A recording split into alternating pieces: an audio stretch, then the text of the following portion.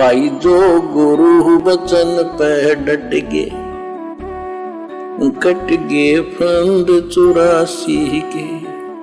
फिर 1000 वर्ष तक घोर तप किया। ये तप करना भी किसी भी धर्म की पवित्र पुस्तकों में नहीं लिखा हुआ है, नकली धर्म गुरुओं के द्वारा काल प्रेरणा से, शैतान की प्रेरणा से। क्योंकि शैतान का इस काल का तो एक ही काम है कि हम उल्टी साधना में लगे रहें और अपने कर्म फोड़ते रहें, अपना ये अनमोल मनुष्य शरीर और ये सांसें बर्बाद करते रहें। तपस्या समाप्त करके अपने पौत्र अर्थात भरत के पुत्र मारीची को प्रथम धर्म उपदेशना यानी दीक्षा दी। ये मारीची वाली आत्मा 24वें तीर्थकर महावीर जैन जी हुए थे। ऋषभ देव जी ने जैन धर्म नहीं चलाया, ये तो श्री महावीर जैन जी से चला है। वैसे श्री महावीर जी ने भी किसी धर्म की स्थापना नहीं की थी, केवल अपने अनुभव को अपने अनुयायियों को बताया था। जिस प्रकार श्री हजरत मोहम्मद जी ने कोई मुसलमान धर्म नहीं चलाया, कोई इस्लाम धर्म नहीं चलाया, उन्होंने केवल एक पंथ चलाया था जिस पंथ में बुराइयां नहीं थी, मांस नहीं खाया जाता था, शराब नहीं पी जाती थी, ब्याज नहीं लिया जाता था, चोरी नहीं की जाती थी, केवल एक परमात्मा की पूजा की जाती थी, जैसा भी उनको ज्ञान था। तो हजरत मोहम्मद ने कोई धर्म नहीं चलाया था, केवल एक पंथ चलाया था। लेकिन आगे चलकर शैतान ने इसको एक धर्म का रूप दे दिया। ऋषभ देव जी ओम नाम का जाप यानी ओंकार बोलकर करते थे, क्योंकि वेदों में और गीता में केवल एक ही मंत्र है ओम, और कोई मंत्र नहीं है जाप करने का चारों वेदों में और गीता में। और ये ओम मंत्र केवल शैतान का है, इस काल का है। शैतान की गोद में ही जाएंगे ओम मंत्र का जाप करके भी। हाँ ये है, अगर वेदों अनुसार गीता अनुसार अगर इस ओम नाम का जाप करेंगे और इसकी मर्यादा में रहेंगे तो ब्रह्मा विष्णु महेश की भक्ति से ज्यादा समय तक हम लोग जन्नत में रह सकते हैं, स्वर्ग में रह सकते हैं। और जिस दिन हमारी भक्ति समाप्त होगी उस दिन ये काल हमें उठाकर 84 लाख योनियों में गधा कुत्ता बनाने के लिए छोड़ देता है, नरक में डाल देता है। जिस प्रकार भाई और बहनों ये जन्नत क्या है, ये स्वर्ग क्या है, जहां जाने के लिए मुसलमान धर्म के भाई बहन हम जन्नत में जाएंगे, जन्नत में जाएंगे, हिंदू कहते हैं हम स्वर्ग में जाएंगे, स्वर्ग में जाएंगे। माता पिता दादा दादी के मरने के बाद उसमें लिख देते हैं हमारे स्वर्गवासी दादाजी, और पूरी जिंदगी उसने वो काम किए जो नरक में जाने वाले हैं। तो क्या है ये जन्नत, क्या है ये स्वर्ग?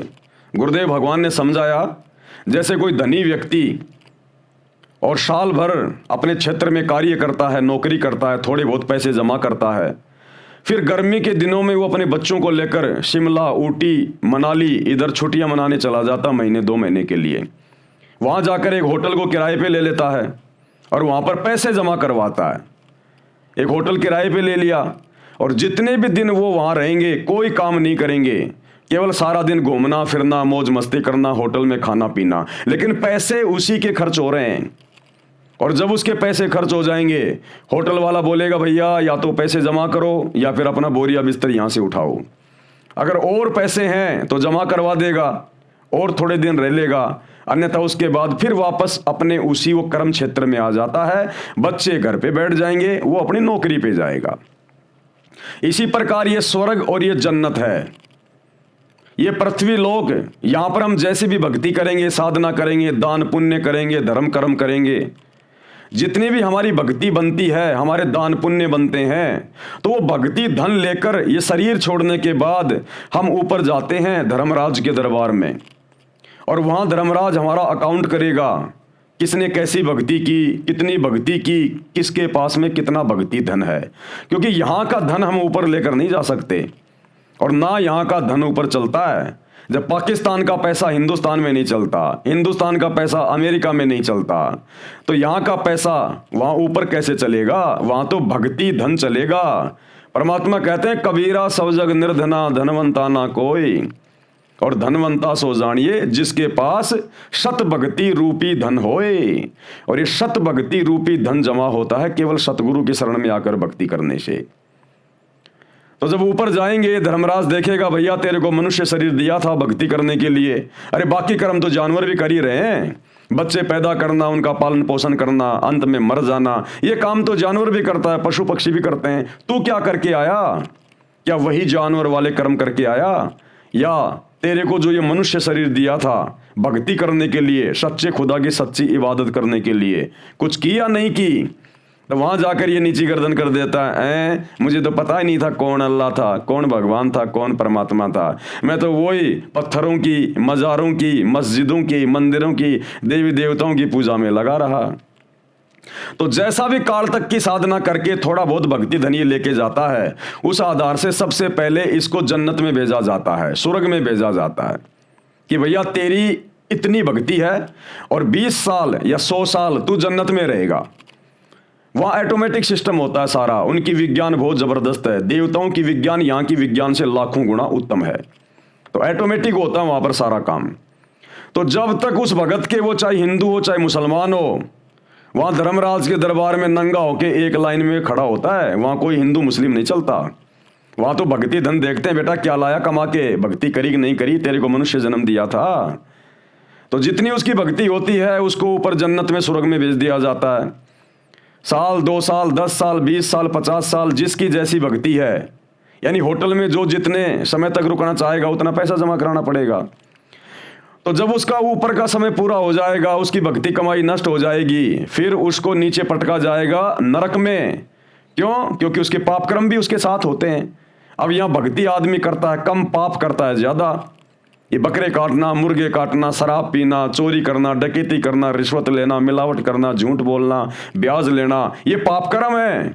इन पाप कर्मों के बदले फिर हमारे को नरक में ठोका जाता है कि बेटा अब थोड़ा सा नरक का भी स्वाद ले ले। लाखों साल तक ये नरक में रहता है क्योंकि पाप कर्म ज्यादा होते हैं। नरक का समय जब पूरा हो जाएगा फिर इसको 84 लाख योनियों में डाला जाता है, चाहे हिंदू हो, चाहे मुसलमान हो, सिख हो, जैन हो, ईसाई हो, कोई भी हो। वहाँ केवल एक आत्मा देखी जाती है।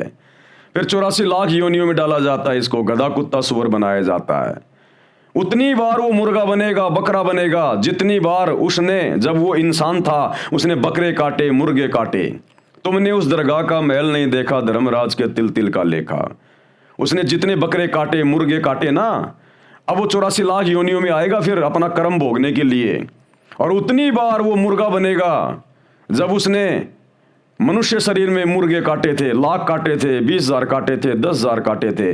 उतनी बार बारंबार उसको मुर्गा बनना पड़ेगा, बकरा बनना पड़ेगा, गाय बनना पड़ेगा, और उसको अपनी गर्दन कटवानी पड़ेगी, अपनी गर्दन। उसके बाद फिर अन्य योनियों में 84 लाख योनियां हैं जिनमें हजारों हजारों साल की भी उम्र होती है। सांप है, ये बिच्छू है। तो इतना दुख उठाएगा फिर ये बिना सत भक्ति के। ये मंदिर पूजते पूजते, ये मस्जिदें पूजते पूजते, ये चर्च और गुरुद्वारे पूजते पूजते, क्योंकि ये सत भक्ति नहीं है, ये शास्त्रों के अनुसार भक्ति नहीं है। पत्थर पूजे हरी मिले तो मैं पूजूं पहाड़, इससे तो चाकी भली जो पीस खाए संसार। तो वो सच्ची भक्ति देने के लिए, जिस भक्ति को अपनाने के बाद ना मुसलमान कभी नरक में जाएगा, ना 84 लाख योनियों में जाएगा, ना हिंदू ये कष्ट उठाएगा। और 7वां आसमान जिसे मुसलमान कहते हैं लेकिन जानते नहीं, वो सतलोक है, उस अल्लाह कबीर का धाम, लोक, सचखंड, जिसको नानक जी ने सचखंड कहा है। जहां जाने के बाद कभी हमारी मृत्यु नहीं होती, कभी वहां पर हम बूढ़े नहीं होते, कोई काम नहीं करना पड़ता, ना वहाँ गधा कुत्ता बनना पड़ता, केवल सुख ही सुख है, ठाट बाट है, ऐसा ही शरीर है, ऐसा ही हमारा परिवार है, ऐसी मौज मस्ती है। लेकिन वो मिलेगा सच्चे कबीर की सच्ची इबादत करने से। और वो सच्चा कबीर, इबादत कबीरा, वर्तमान में सतगुरु रामपाल जी के रूप में वही भक्ति देकर हमें सदा सदा के लिए सुखी करने के लिए धरती पर संत रूप में, मुर्शिद रूप में प्रकट है। तो इनकी शरण में आना पड़ेगा, अन्यथा भाई साहब बहुत भयंकर बनेगी। चाहे हिंदू हो चाहे मुसलमान हो, उस परमात्मा के घर में हिंदू मुसलमान नहीं चलता, मंदिर मस्जिद नहीं चलती। अरे हजरत मोहम्मद जी ने कौन सी दिन मस्जिद में जा जाके पूजाएं की थी? श्री राम, श्री कृष्ण ने कौन से दिन मंदिरों में जा जाके पूजा की थी? ये तो वर्तमान के पेट भर नकली अज्ञानी मुल्ला मौलवी धर्म गुरुओं ने, आचार्य शंकराचार्यों ने समाज को भ्रमित कर रखा है। तो भाई और बहनों, शास्त्रों के अनुसार भक्ति करोगे तब हमारे को सदगति मिलेगी, आत्मा का कल्याण होगा, वो चाहे हिंदू की हो चाहे मुसलमान की हो। और वो सत भक्ति वर्तमान में केवल अल्लाह कबीर सतगुरु रामपाल जी के। जो गुरु बचन पे डट के, कट गे फंद 84 के, कट गे फंद 84 के, कट गे फंद 84 के।